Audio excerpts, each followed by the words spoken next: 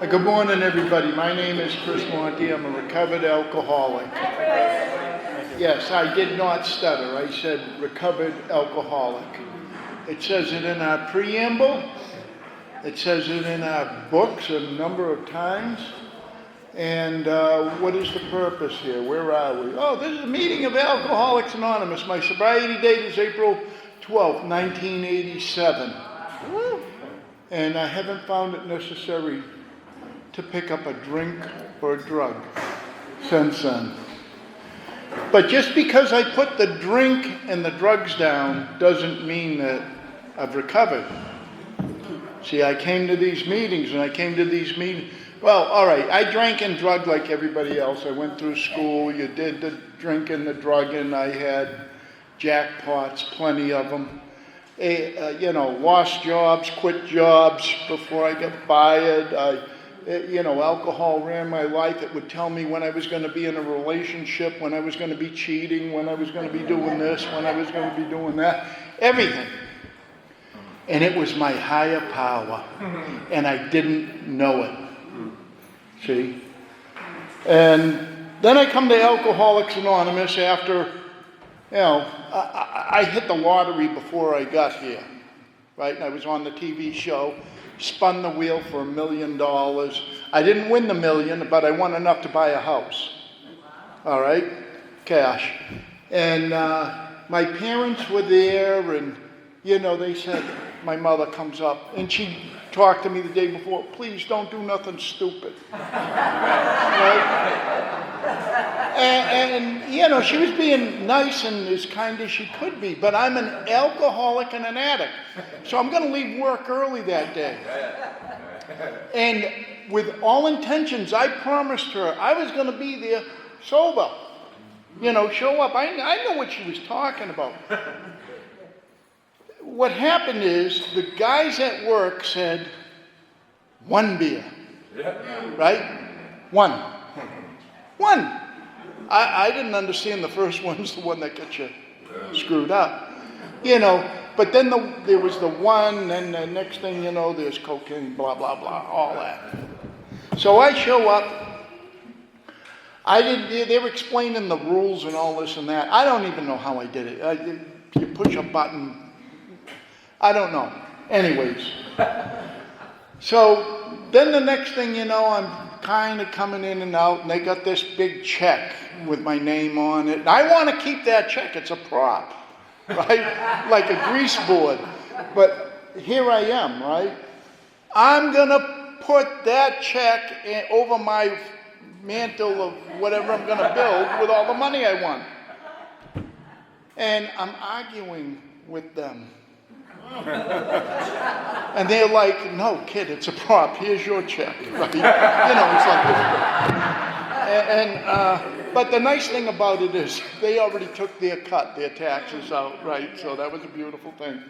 And lo and behold, being the good alcoholic that I am, I'm going to went from putting it in the bank, and then my mother comes up and she mentions that. Now, Alkies, like you said, oh, you want me to go to bed? Oh, I'm not doing that. So, want us to hold on to it for you. No, I got this.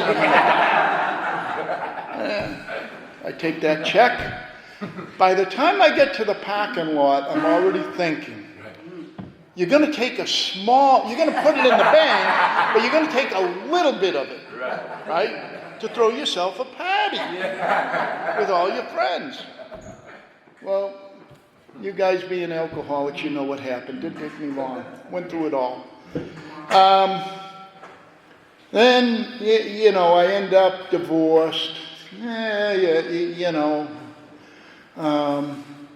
Might be a problem with alcohol. And I'm self-employed because I'm unemployable. Right? But I'm thinking I'm going to be the big entrepreneur. Right? Because now I know, right? I start my business, and that went the way that it went, and Lo and behold, I got problems with the IRS. They're after me for $500,000 and all this stuff. And I'm like, prove it. And I'm shredding and burning stuff. The funny thing about Elkies is we really mean it when we say we're going to do something with all good intentions. But I can't keep a promise if my life depended upon it. I can't. I'm unreliable, unpredictable. I got mental illness. One moment, all of a sudden, that's why we pick up the drink. All of a sudden, it seemed to be a good idea. Right? You hear, hey, think your way through it. Think the drink through. I'm going to think it's a pretty good idea. Because I'm restless, irritable, and discontented. And, I heard get a sponsor. I won that big book like I was talking with Bob and a few guys before the meeting. Oh, yeah, I won a bunch of them. Never opened it. Right? When does the Elkie do something? When the pain is great enough. Right? Sober. I'm getting arrested before AA meetings, during AA meetings, and after AA meetings. And I'm coming in here, and you women are lucky that I'm here. Right?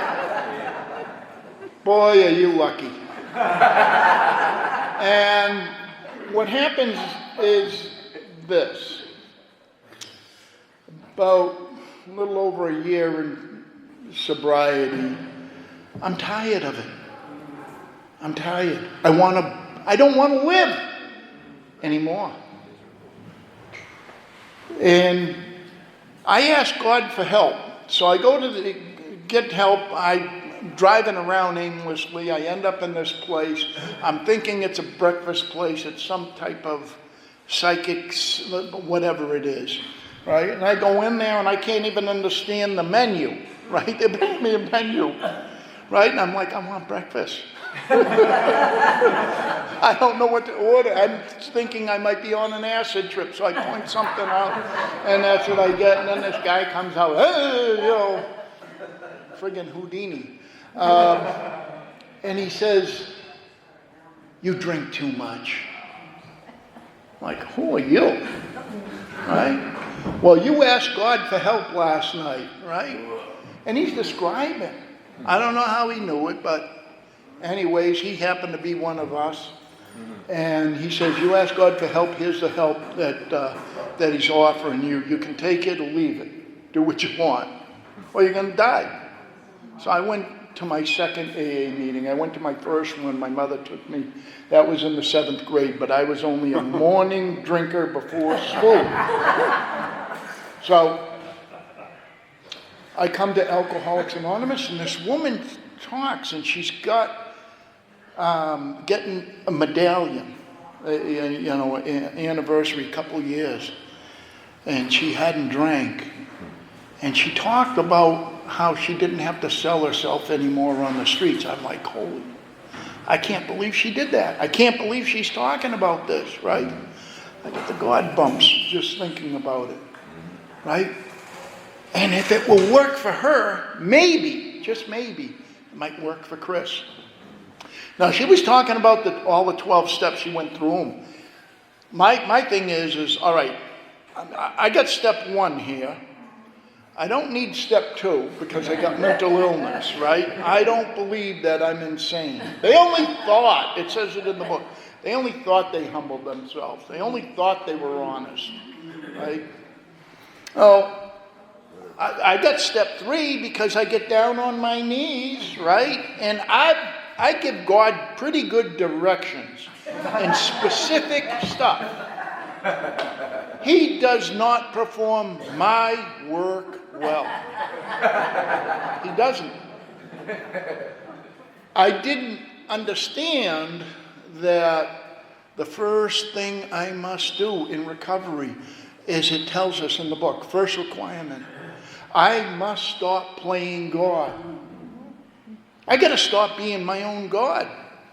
They use other words like self-reliance fails me. Chris fails me. Right? I'm beyond human aid. You know.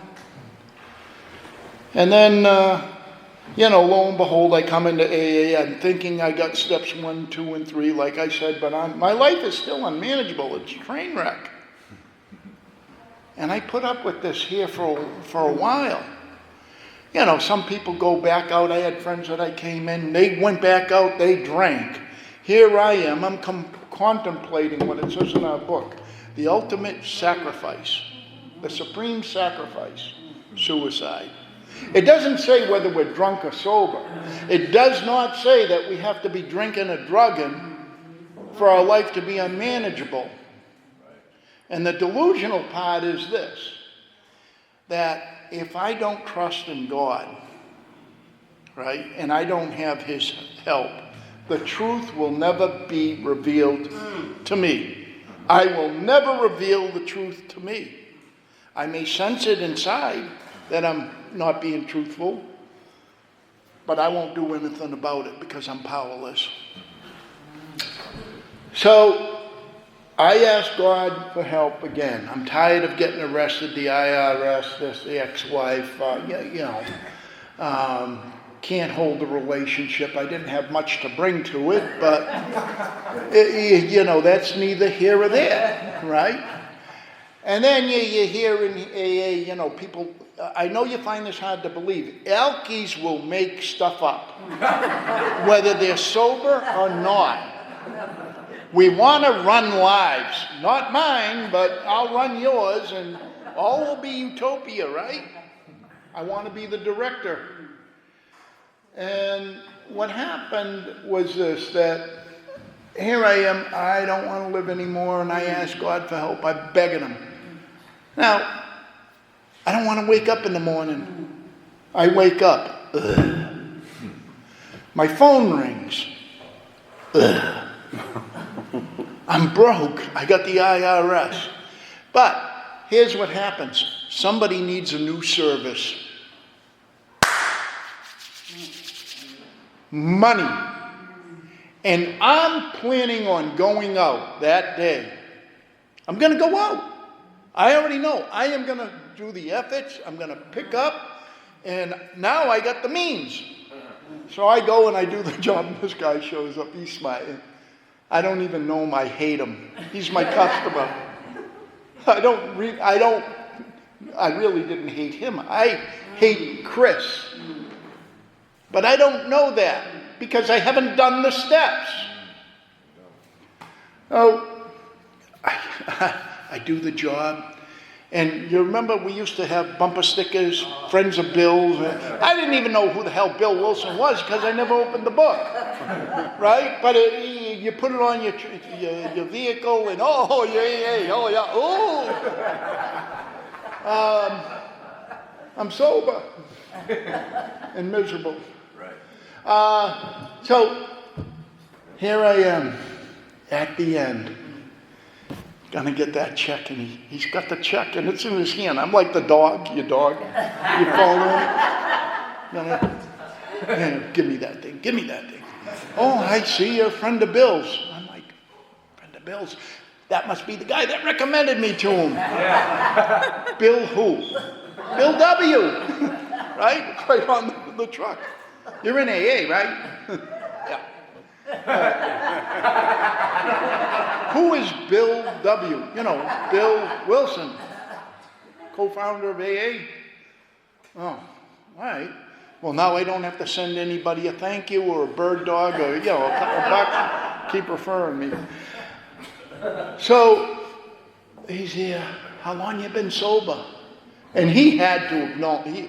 Alkies, you can see the eyes to the soul were hurting.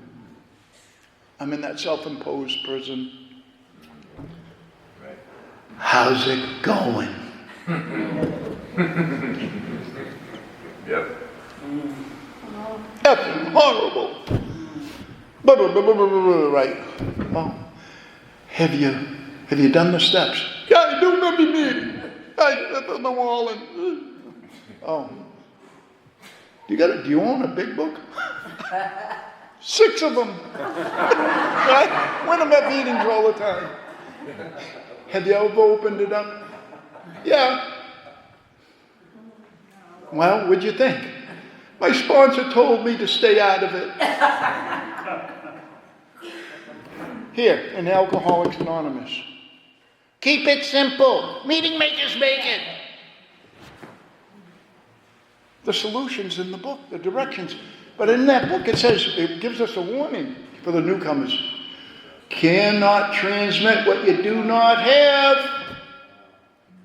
What does that mean? It means if you haven't done the steps, you haven't done the steps. You can't help anybody else with it. What's the singleness of purpose here is to help another alcoholic recover. Through the big book of Alcoholics Anonymous, the textbook, the instructions. And I don't have to make anything up. All I have to do is point it out. Of course, I want to sound profound at times. All right? So, he gives me some instructions. He gives me the check. Right? And I'm still thinking I'm going to come down. You know, you can cash the checks around here. 24 hours a day. And you can get anything you want in Worcester 24 hours a day. Right. I don't know. All of a sudden I'm on 190, 290, whatever it is, the highway. And I went home. And I read the book, but I had trouble following directions. He told me to start at the cover. All right? But I opened it up to wherever I thought I, was supposed to start. I know he told me later I would tell him that, no, you didn't say that. All right? Free will. So he gave me a little quiz as to some things. All right, what does it say on the first page? And I'm like, well, my brain, I can't. And then I'm like, I need the book. Let me. So I open it up, and I'm at page 1, right? And if we know what is page 1, right? It's where Bill's story is. He says, no, God, close the book. Go to the first page. Now there are Roman numerals. I'm trying to find Roman numeral 1. That's the first page. No, that's Roman numeral 1.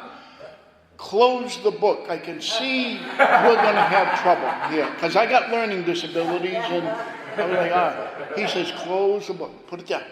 He says, just open the cover. I open the cover and I am livid. You're right. This guy here, he thinks I'm a jackass. Right? He says, read what's there.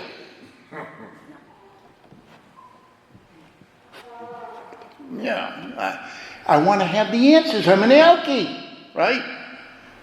I'm like, there's nothing here. That's right. That's what we know.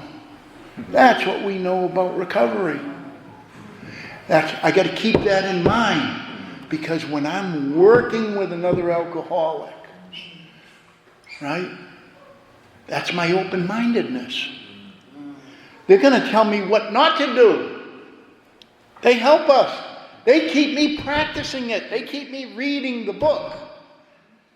Right? I've been through it, I don't know how many times. How many books have I beat up over the years? And yet, the alcoholic, right? There's their queer mental blank spots. I know. Right? And then all of a sudden I have the answers. No. Go to the book. Go to God. Go to the book. This is what I was taught. God number 1. Book number 2. He didn't want me calling him until after I did them 2 things first. And then if I hadn't, he'd be, hang up, go to God, go to the book. Now I'd get resentment, but I wouldn't tell him that. Right? Like jackass. He thinks Roger Clemens is more important than me. He doesn't know Roger Clemens. So this alcoholic was in training. I had learning disabilities. I don't like to read. I'm lazy. I don't like to write. I'm this, I'm that. I want to just be in charge. So we do the reading. He's here.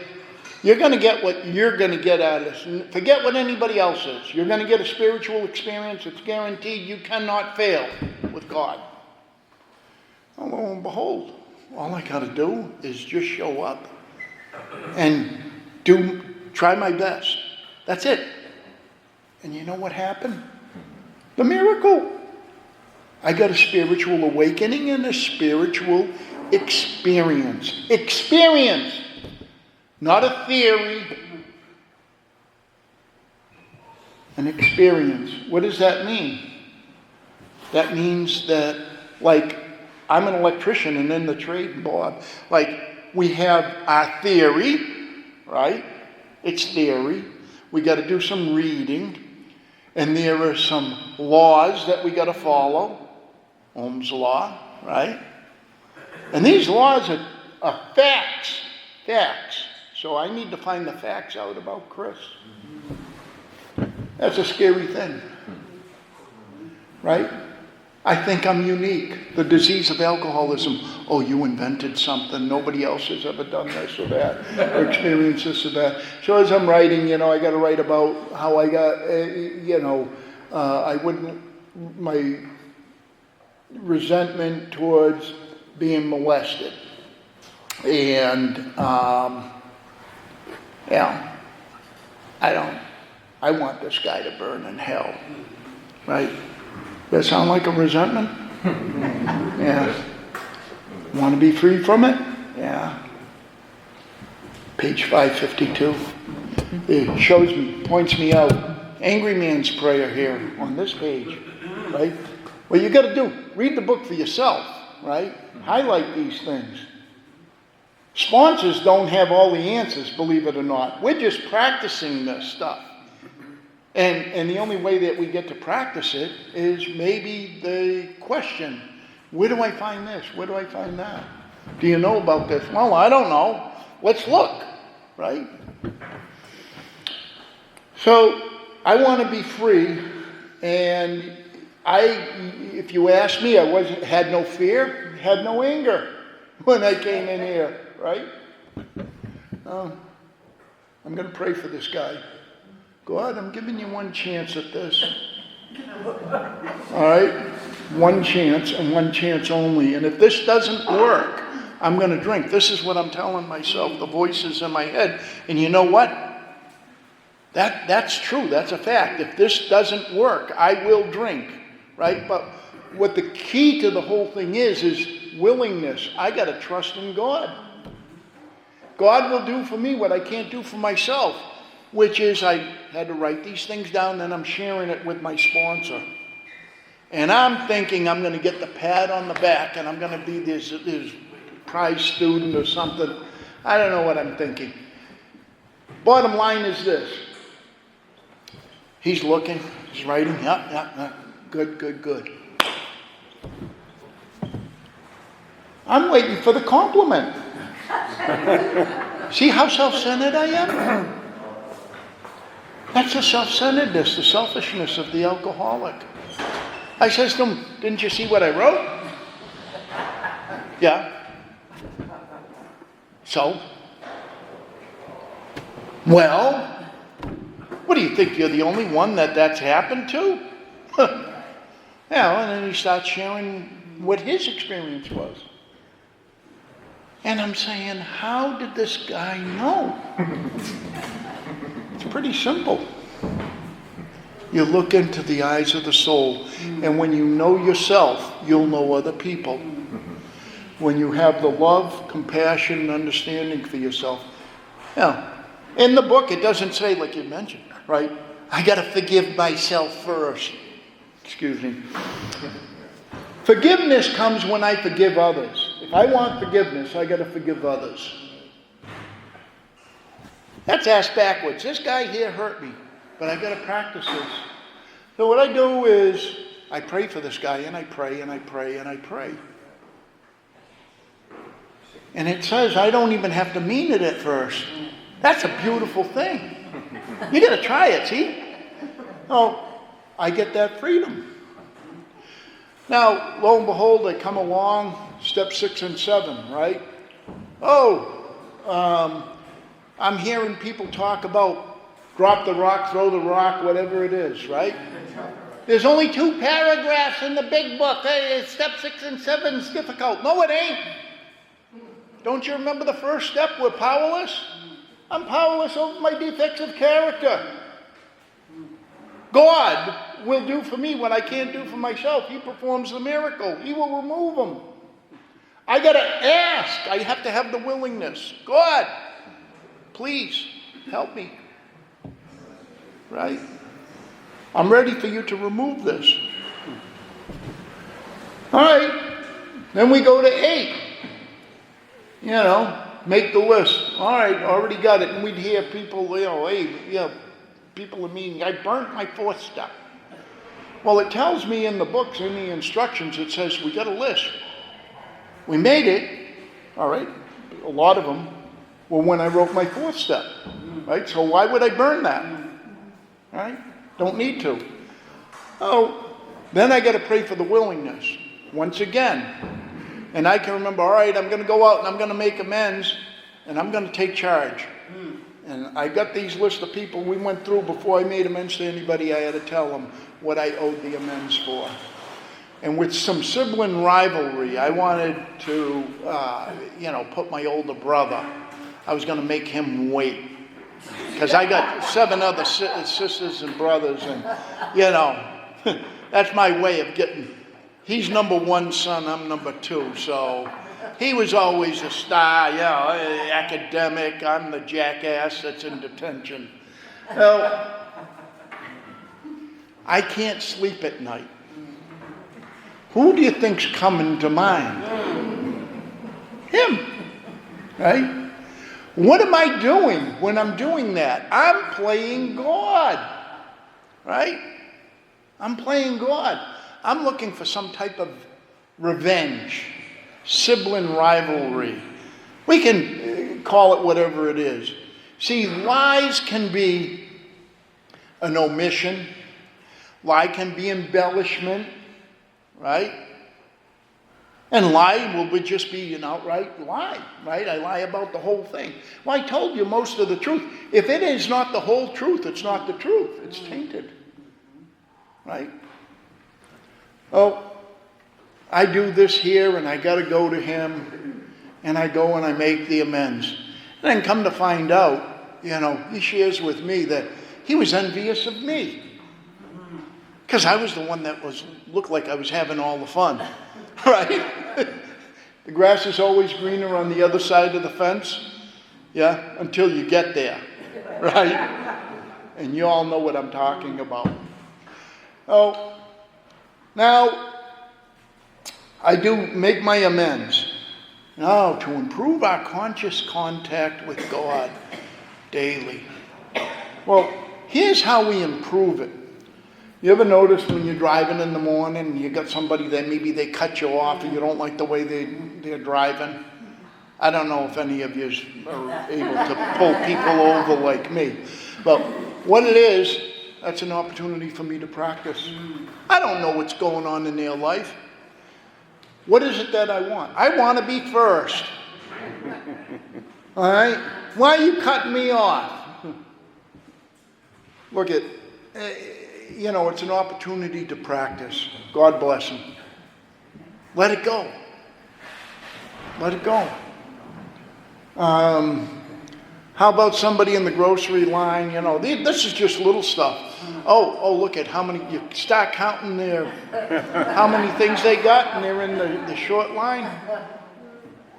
That's none of my business. That's just a scam that the stores run, right? It's just to get you to think of something to try to help out. So, am I minding my own business? That's a difficult thing. Like Bob said to me when I came, he says, Chris, tell the truth today. The truth is, I want to sound good, but I'm full of fear. I'm really a shy person, you know. I need you people, to help me out. Jim calls me. I'm looking in fear. Do I answer the phone or don't I? Right? He's another alcoholic. Right? He's going through the same stuff that I am on the other side of the phone. But once we pick it up, what my sponsor would say to me, he goes, my phone didn't ring. I knew it was you. Right? I'm like, what an ass. Right? But ain't it the truth? I said, well, eventually goes, what happened? I says, I didn't want to call you because I didn't know what to say. He goes, how about just hello? Why don't we start there? Right? I'm like, that's so stupid. And then I did it. And then, with that hello, starts a conversation. Can you imagine that? Fear is what blocks me off from you, from God, And I'm not the director of my life. I got a pretty good life today, a very good life. My kids don't behave the way I want. They don't call me as often as I want. What is wrong with them? Pour me a drink. Maybe being a dad is this. When the crap hits the fan and the village is on fire and there's no other alternative, it's, Dad, help. That's what I did. And you know what? He was always there. But then when they do call, I get to practice being a father. It's like, when I was growing up and I'd come home and they were little boys and they'd be running to the door after a day of driving their mother nuts and she wants to rip my head off. Daddy's the hero, right? Now the kids, Daddy's the hero only when you need him. But maybe that's okay. They're supposed to be the men that they're supposed to be. It says in the Bible that, a man will leave his parents, to go with a woman and, start his own family. Well, yeah. Never says anything about the daughter leaving home. But my sisters were always there for my parents. And in the end, being through these steps, I was able to be there for my mother and father, and hopefully I was the son that they always wanted, in the end. And hopefully I'm the father for my kids that I'm supposed to be. So if you're here, you're not sure you're an alcoholic, don't worry about it. You are not going to catch it here. And if you don't want to recover, don't worry about that. You won't. You got free will. God will never, ever interfere with it. Because if he did, we'd all be doing his will. And we wouldn't be sitting in an AA meeting with all these defects now, would we? Thank you all. Thank you, Jim. God bless.